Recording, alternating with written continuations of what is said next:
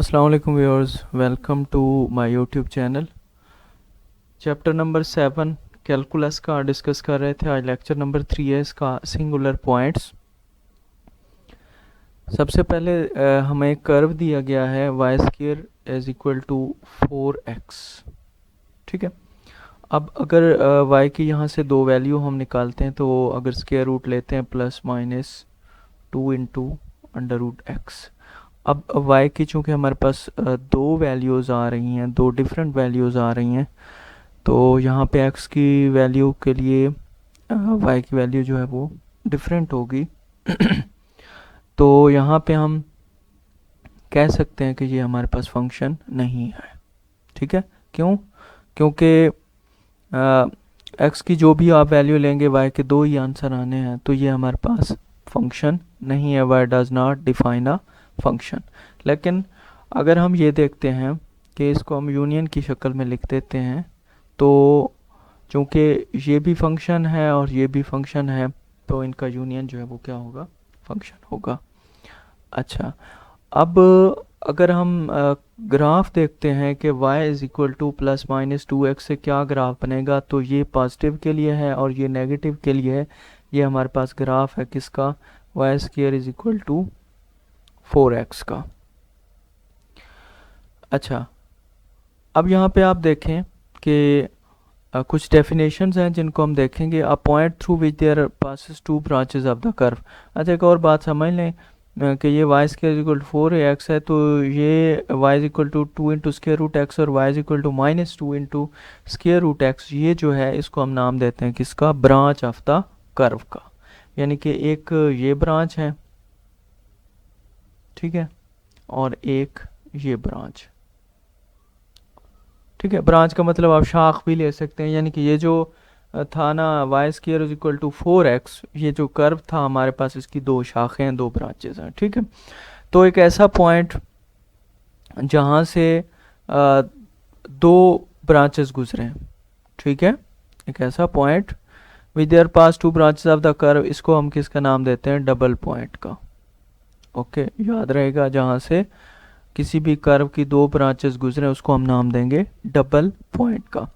A point through which there pass are branches of the curve is called multiple point. अब इस point से दो गुजर रही हैं तो इसे डबल पॉइंट का नाम दिया। अगर आर ब्रांचेस गुजरेंगी तो उसे क्या कहेंगे? मल्टीपल पॉइंट कहेंगे, या उसको हम सिंगुलर पॉइंट भी कहेंगे। तो चूंकि हमारा आर्टिकल जो हमने स्टार्ट किया सिंगुलर पॉइंट्स का था, तो ये कैसा पॉइंट होता है जहाँ से मल्टीपल, बहुत सारी ब्रांचेस जो हैं कर्व की गुजरती हैं, ऐसे पॉइंट को हम नाम देते हैं सिंगुलर पॉइंट का। अब a curve has to tangents at a double point, one for each branch. अब डबल पॉइंट पे वो कहता है कि आपके पास कितने कर्व्स होंगे? वो हमारे पास दो कर्व, सॉरी, दो टेंजेंट होंगे। आप ऐसे भी समझ सकते हैं। ठीक है, इस तरह के जो टेंजेंट्स हैं इस पॉइंट से, तो हर ब्रांच के लिए ये एक होता है। अब हम इससे आगे चलेंगे और डबल पॉइंट्स को देखेंगे। If the two branches passing through the double point are real. अब ये जो ब्रांचेस पास कर रही हैं, अगर ये रियल है और इनके ऊपर जो टेंजेंट हैं वो डिस्टिंक्ट हैं, यानी कि टेंजेंट मुख्तलिफ टेंजेंट हैं, सेम टेंजेंट नहीं है, तो फिर इस डबल पॉइंट को हम किसका नाम देंगे? नोड का। याद रखना है कि टेंजेंट्स जो हैं, सॉरी, जो ब्रांचेस हैं वो रियल हों और टेंजेंट डिस्टिंक्ट हों। ठीक है। टेंजेंट अगर क्या है? डिस्टिंक्ट हैं, तो फिर आपके पास क्या होगा? ये होगा, वो जो डबल पॉइंट है उसको हम नाम देंगे नोड का। और इसी तरह अगर जो टेंजेंट्स हैं आपके पास वो कोइंसिडेंट, ठीक है, एक ही पॉइंट पे या एक ही लाइन पे लाई कर रहे हैं, तो इसको हम किसका नाम देंगे? कस्प का। और अगर आपके पास जो टू ब्रांचेस हैं वो आपके पास क्या आ जाए? इमेजिनरी आ जाए, यानी कि वो रियल ना हो, तो फिर ऐसे पॉइंट को हम नाम देते हैं आइसोलेटेड पॉइंट का। ठीक है। अच्छा, एक और बात भी है कि आइसोलेटेड पॉइंट पे जो टेंजेंट्स हैं वो रियल भी हो सकते हैं और इमेजिनरी भी हो सकते हैं। वो तो क्वेश्चन या जो आपको ग्राफ दिया, जो आपको कर्व दिया होगा, उसको उसकी नेचर को देख के हम उसको डिसाइड करेंगे। तो यहाँ पे हमने 3 बातें कर ली हैं। डबल पॉइंट, सबसे पहले तो देखते हैं डबल पॉइंट कौन सा होता है जहाँ से 2 ब्रांचेस गुजर रही हूँ। ठीक, ज़्यादा ब्रांचेस गुजरे हैं तो सिंगुलर पॉइंट या मल्टीपल पॉइंट का हम उसे नाम देंगे। अब हम आ जाते हैं डबल पॉइंट पे कि अगर 2 ब्रांचेस गुजर रही हैं और ब्रांचेस रियल हैं, तो फिर ब्रांचेस रियल हैं तो उसकी 2 कैटेगरीज हैं उसके टेंजेंट्स की, कि अगर टेंजेंट डिस्टिंक्ट हैं तो वो नोड है, अगर कोइंसिडेंट हैं तो फिर वो हमारे पास कस्प है, और अगर ब्रांचेस ही रियल नहीं है, वो इमेजिनरी हैं, तो फिर हम ऐसे पॉइंट को नाम देंगे आइसोलेटेड पॉइंट का या कॉन्जुगेट पॉइंट का। और इस पॉइंट पे जो टेंजेंट हैं वो इमेजिनरी भी हो सकते हैं और रियल भी हो सकते हैं। होप सो आपको ये डेफिनेशंस क्लियर हो गई होंगी। अब हम ज़रा आगे चलते हैं।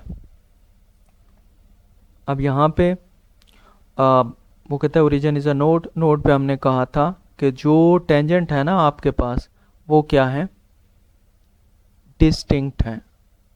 ठीक है, अब यहाँ पे देखें, यहाँ पे टेंजेंट कौन सा है, टेंजेंट ये टेंजेंट है भाई, ये टेंजेंट है। अब आप देख सकते हैं कि टेंजेंट क्या है, कोइंसिडेंट है, यानी कि 2 टेंजेंट समझ लें एक दूसरे के ऊपर, एक इस कर्व पे है एक इस पे है, तो ये टेंजेंट है आपके पास, तो ये हमारे पास क्या है, कस्प है। ठीक है, ये क्या है आपके पास, ये नोड है। अच्छा, अब यहाँ पे देखें कि the curve a y square minus x into x plus a square is equal to 0। अब यहाँ पे वो कहता है ए माइनस ए व 0 is a double point of the curve. यहाँ पे ये वाला पॉइंट डबल पॉइंट कर्व है और आइसोलेटेड पॉइंट है। ठीक है, यानी कि यहाँ पे हम कह सकते हैं कि इसकी ब्रांचेस जो हैं, यहाँ से अगर आप इसको सॉल्व भी करते हैं तो इसकी ब्रांचेस क्या हैं आपके पास, इमेजिनरी है। ठीक है, तो इसके ऊपर जो टेंजेंट भी होंगे वो भी क्या होंगे, इमेजिनरी होंगे। अच्छा, टेंजेंट्स एट ओरिजिन, यहाँ से हम आगे चलेंगे। अच्छा, यहाँ पे एक ही बात है काम की, मैंने तभी वो सारा स्किप कर दिया है। In general an equation of the tangent at the origin is obtained by equating to 0 the terms of lowest degree in the equation of the curve। अब जो है इक्वेशन ऑफ द टेंजेंट आपने कैसे निकालनी है, असल पॉइंट वाली बात ये है, जब आपको कोई कर्व दिया जाए और कहा जाए कि equation of the tangent find करें, तो आपने क्या करना है, उस पूरे क्वेश्चन में देखना है कि लोएस्ट डिग्री टर्म्स कौन कौन सी हैं। जितनी भी लोएस्ट डिग्री टर्म्स होना उनको आपने इक्वल टू 0 कर देना है। एग्जाम्पल आपको दी हुई है x cube plus y cube minus 3axy is equal to 0। अब यहाँ पे आप देखें कि इसमें इसकी डिग्री 3 है, इसकी भी 3 है और इसकी कितनी है, 2 है। तो इनमें सबसे कम यानी कि लोएस्ट कौन सी है, वो 2 है। तो यहाँ पे हम क्या करेंगे, इस टर्म को इक्वल टू 0 कर देंगे, तो यहाँ से हमारे पास x भी 0 आ जाएगा और y भी 0 आ जाएगा। तो ये हमारे पास क्या है, इक्वेशन ऑफ द टेंजेंट्स है।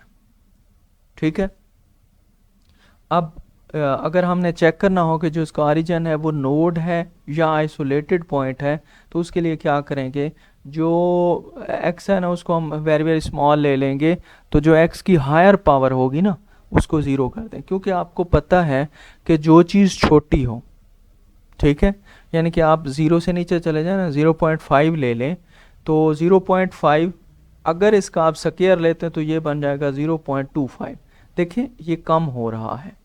ठीक है, अब इसका एक और अगर आप पावर लेते हैं तो ये उससे भी कम हो जाएगा, तो यानी कि ये बन जाएगा पॉइंट कितना बनेगा, 0.625। चलें आपने ये खुद भी देख लेना कैलकुलेटर से। मतलब क्या है कि जब छोटी चीज़ का आप पावर बढ़ाते जाएंगे तो वो और छोटी होती जाएगी। तो जैसा कि हमने यहाँ पे सपोज किया कि x हमारे पास क्या है, स्मॉल है, तो इसका मतलब है कि उसकी फिर जो हायर टर्म है, नेगलेक्टिंग हायर टर्म्स, यानी कि जो एक्स क्यूब है, एक्स अगर बहुत स्मॉल है तो एक्स क्यूब तो बहुत ज़्यादा स्मॉल होगा, इसलिए हमने उसको नेगलेक्ट कर देते हैं। और यहाँ पे हमारे पास बच जाएगा y cube minus 3axy is equal to 0। Y common लेंगे तो बाकी बचेगा वाई स्क्र माइनस 3ax, और यहाँ पे वाई स्क्र किसके इक्वल आ जाएगा, 3ax के। अब ये देखें कि अगर y का आप आंसर निकालते हैं तो 3ax अंडर द रूट आ जाएगा प्लस माइनस, तो इसकी दो ब्रांचेस हैं, ठीक है, जो कि रियल हैं। तो जब ब्रांचेस आपके पास रियल हों तो, और यहाँ से आप अगर इसके क्या देखते हैं, टेंजेंट्स देखते हैं, वो भी डिस्टिंक्ट हैं, तो ये आपके पास क्या है, नोड होगा। ओरिजिन क्या होगा, नोड होगा। अगर आपको कोइंसिडेंट मिल जाते तो फिर वो क्या होता, कस्प होता। एक और है, इसको आप देख लें कि यहाँ पे भी वही काम है कि ये फंक्शन दिया गया। अब हमने ये डिस्कस किया है कि हमने लोएस्ट डिग्री टर्म लेनी है, तो आप यहाँ से देख सकते हैं इस x को अगर मल्टीप्लाई करें ना, ये x क्यूब बन जाएगा, इसका ऑर्डर 3 बन जाएगा, ये एक्स वाई स्क्वायर बन जाएगा, इसकी सॉरी ऑर्डर नहीं, चलें इसका तो ऑर्डर भी 3, डिग्री आप कहते हैं, हम डिग्री डिस्कस कर रहे हैं, तो डिग्री 3, इसकी भी 3 बन जाएगी, इसकी कितनी है, 2 है, तो यहाँ से हमारे पास y square is equal to 0 आ जाता है। ठीक है, ये टेंजेंट है हमारे पास।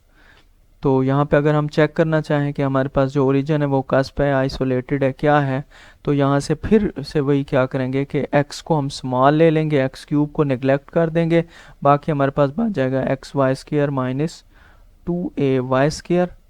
ठीक है, तो y स्क्वायर कॉमन ले लेंगे, तो x माइनस 2a, या तो इसको ज़ीरो कर दें या इसको ज़ीरो करेंगे तो x is equal to 2a आ जाएगा। अब ये क्या है, रियल ब्रांच है। ठीक है, तो ओरिजिन आपके पास क्या है, कस्प है। ओके, और ये टेंजेंट कोइंसिडेंट कैसे हैं कि y is equal y square is equal to 0, तो इसको बेशक आप लिखते हैं y dot y is equal to 0, और इसको आप ऐसे भी लिख सकते हैं y0 मतलब क्या है कि ये जो टेंजेंट्स हैं वो क्या हैं, कोइंसिडेंट हैं, lie on the same line है। या आप इसको ऐसे भी कह सकते हैं कि y square is equal 0 which is x axis. ठीक है, ये क्या है, लाइन ऑफ द टेंजेंट है।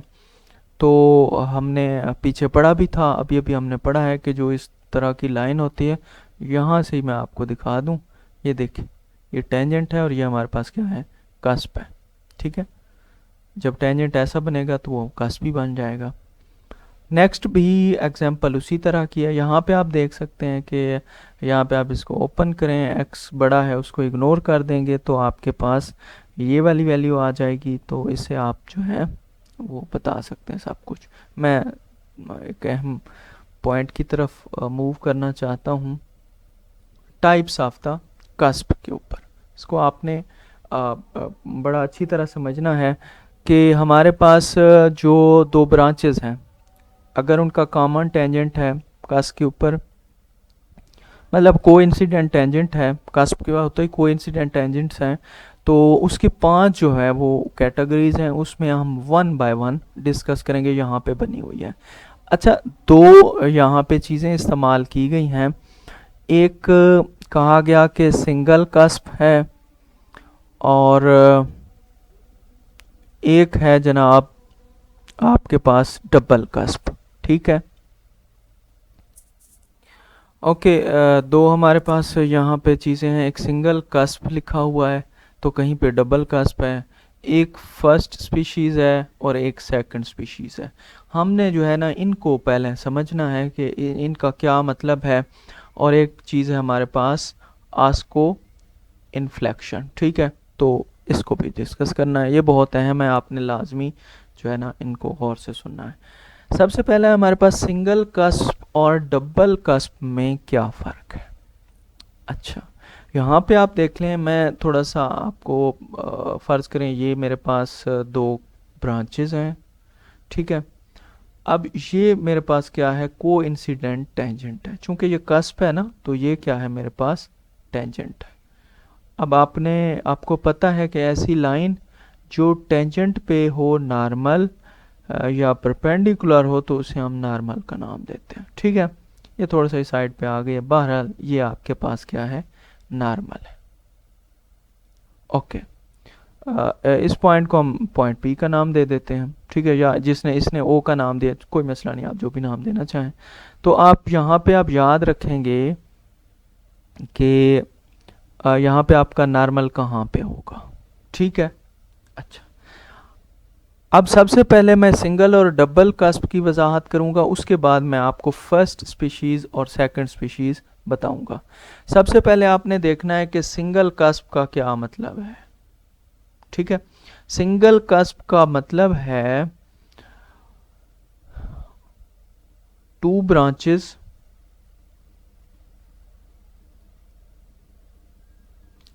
On one side of the normal.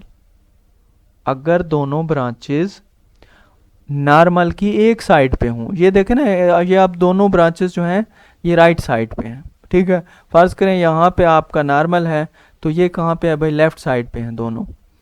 तो इनको हम नाम देंगे सिंगल कस्प का। सिंगल कस्प में क्या होगा कि जो दोनों ब्रांचेस हैं वो नॉर्मल की एक साइड पे होंगे। ये देखें, ये भी सिंगल है और ये भी सिंगल है।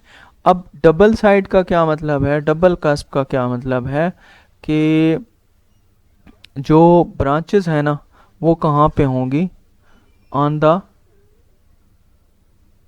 Two sides of the cusp. ठीक है, इस साइड पे भी ब्रांचेस हैं और इस साइड पे भी ब्रांचेस हैं, तो नॉर्मल के दोनों साइड्स में हैं। ठीक है, अगर ये ब्रांचेस दोनों साइड्स पे हैं नॉर्मल की, तो ये क्या है, डबल कस्प है। आई होप सो, यानी कि यहाँ पे मैं लिख सकता हूँ on two sides of normal. ठीक है, तो यहाँ पे होप सो आपको सिंगल कस्प और डबल कस्प की समझ आ गई होगी। अब हम आगे चलते हैं कि व्हाट इज़ फर्स्ट स्पीशीज़ और व्हाट इज़ सेकंड स्पीशीज़। तो फर्स्ट स्पीशीज़ का मतलब है on when two branches are on opposite side of coincident tangent। ठीक है, फर्स्ट स्पीशीज कब होंगी कि जब आपकी ब्रांचेस जो है ना, ये जो कोइंसिडेंट टेंजेंट पड़ा है ना, इसके अपोजिट साइड्स पे हूँ, या दोनों साइड कह दें या अपोजिट साइड्स कह दें, तो फिर आपके पास ये क्या होगी, फर्स्ट स्पीशीज होगी। और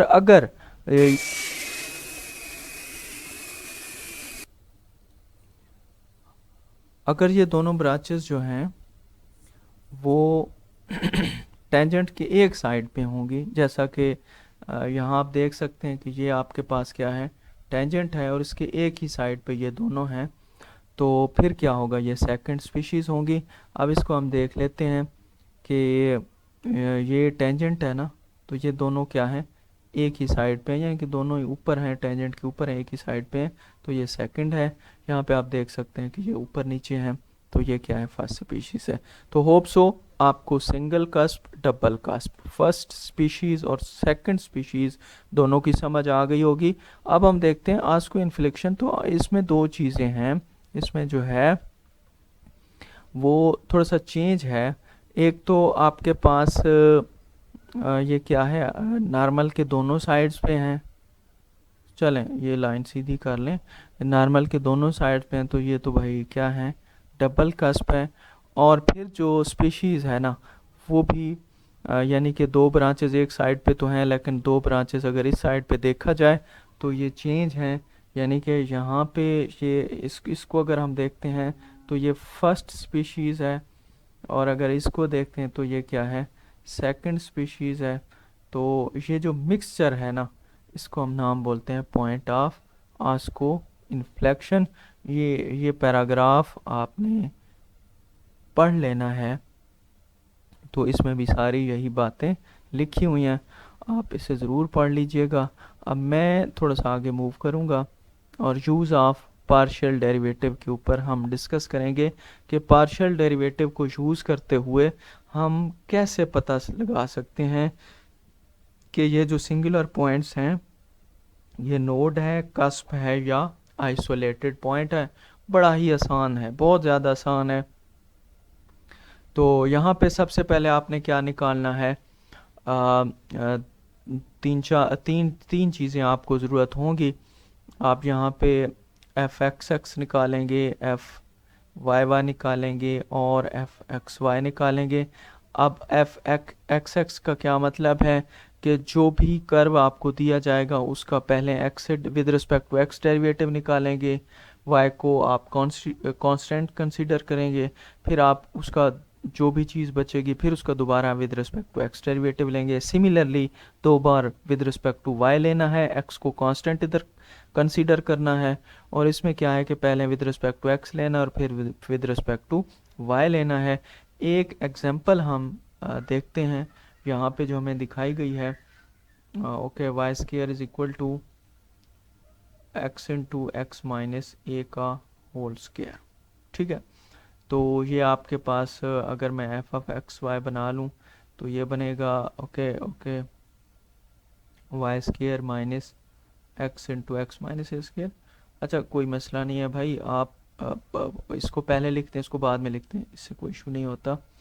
तो यहाँ पे आप देखें कि सबसे पहले विद रिस्पेक्ट टू एक्स अगर हम इसका डेरिवेटिव लेते हैं तो वाई आपने क्या लेना है, मैंने आपको बताया कि आपने इसको कांस्टेंट लेना है, ये ज़ीरो हो जाएगा, यहाँ पे माइनस आ जाएगा, एक्स का डेरिवेटिव लेते हैं 1 आएगा, ये वैसे आ जाएगी पूरी पूरी टर्म, फिर दरमियान में माइनस आ जाएगा, आना तो जमा है लेकिन ये वाला माइनस आ जाएगा, एक्स वैसे ही रहेगा, तो इसका डेरिवेटिव क्या होगा 2 इंटू एक्स माइनस ए। ठीक है, तो minus 2x into x minus a और माइनस एक्स माइनस ए का स्क्वायर ये आपके पास है। इसको थोड़ा सा सिंप्लीफाई किया तो ये आपके पास आंसर आ गया। इस तरह अगर इसका विद रिस्पेक्ट टू y लेते हैं तो ये पूरी टर्म ज़ीरो हो जाएगी, चूँकि x कांस्टेंट होता है, इसका आंसर क्या आ जाएगा 2y आ जाएगा। और फिर f ऑफ x जो लिया हुआ है इसका भी आप डबल डेरिवेटिव ले लें, एफ एक्स एक्स कर लें, तो क्या होगा, पहले को मैं खाली छोड़ देता हूँ, दूसरे का डेरिवेटिव 3, फिर पहले का डेरिवेटिव 1 और दूसरा वैसे आ जाएगा, तो ये बनेगा आपके पास। इस तरह अगर एफ वाई वाई निकालना चाहते हैं तो वो 2 आएगा। अच्छा, अगर एफ ऑफ एक्स वाई निकालना चाहते हैं तो एफ ऑफ एक्स आपके पास ये था, इसमें वाई का नामो निशान भी नहीं है, यानी कि यहाँ पे एक्स कांस्टेंट है, तो आंसर क्या होगा 0 होगा। अब ये वाली वैल्यू हमने यूज़ करनी है ये इस इक्वेशन में, और देखते हैं हमारा क्या आंसर आता है। एफ ऑफ एक्स वाई इसका whole square minus f of x x f of y y, तो एफ ऑफ एक्स वाई का जो आंसर है वो 0 है, 0 का स्क्वायर माइनस, अब एफ ऑफ एक्स एक्स क्या है, ये है आपके पास एफ ऑफ एक्स एक्स। अगर इसको थोड़ा सा सिंप्लीफाई कर दें तो ये बन जाएगा minus 3x plus 3a minus 3x plus a। ठीक, तो ये बन जाएगा माइनस 6x प्लस 4a। लेकिन यहाँ पे काम आपने करना है कि आपने